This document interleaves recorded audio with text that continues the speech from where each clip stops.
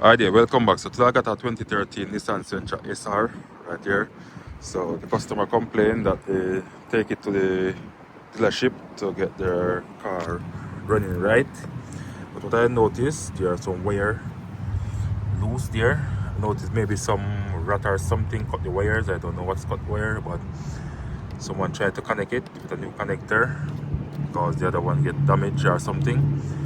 So what they do, they leave off most of the wires so it won't rev or anything. You cannot drive, you only can crank.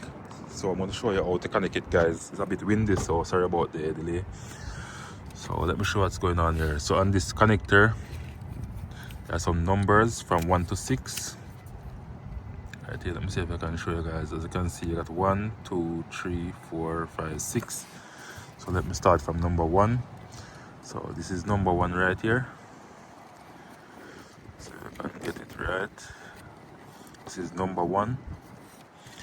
So number 1 goes to this white wire. There are 2 white wires there, guys. One a large one and a small one. So number 1 go to the large wire.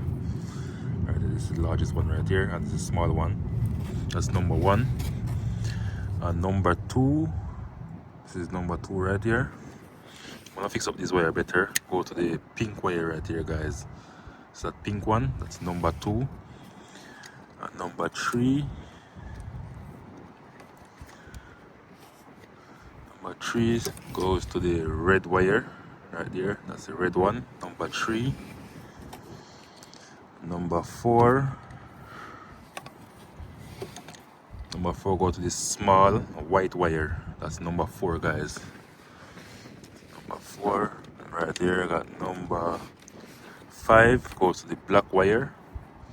And number 6 goes to the green wire. That's the green one right there, guys.